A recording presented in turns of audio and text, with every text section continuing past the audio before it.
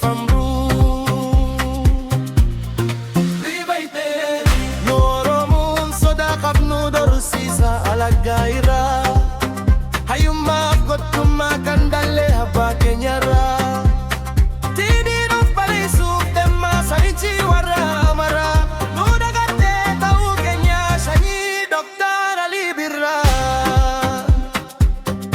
Oromun gara la feisa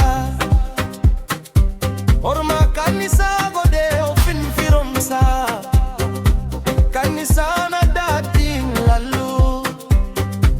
Kanisa walin makamogasa Gara la fuman kanarapin Oromo kenye badasa Sabundo malari ime kadir martu Abbay sayrada ele nudal chise nuttu Bibaite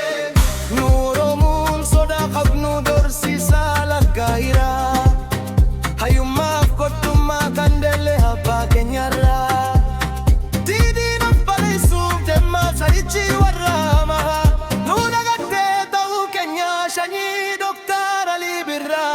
Oromun hogadula kay falta ya parte ya karre Wari ya kabe nutindu fe Hanmen gariti kantili bilahim papu Gafa ya parte nufu harre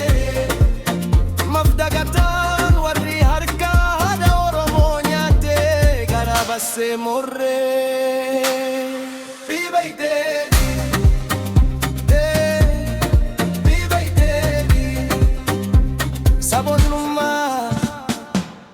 Artist Fahmi Mohamed